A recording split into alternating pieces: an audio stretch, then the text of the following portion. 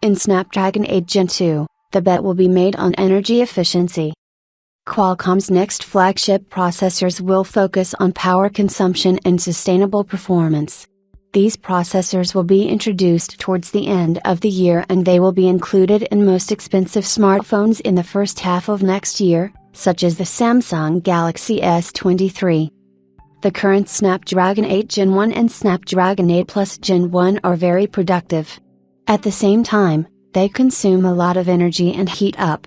Qualcomm wants to get rid of such shortcomings. For this purpose, a team of developers of the successful performance-to-consumption ratio of the Snapdragon 835 chip was assembled.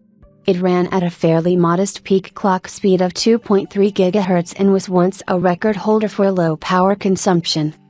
The Snapdragon 835 was produced on a 10 nanometers process, while now it uses 4 nanometers, and soon it will be 3 nanometers. Snapdragon 8 Gen 2 can be produced on the 4 nanometers process of the second generation of TSMC. The chip, codenamed Kailua, has the model number SM8550.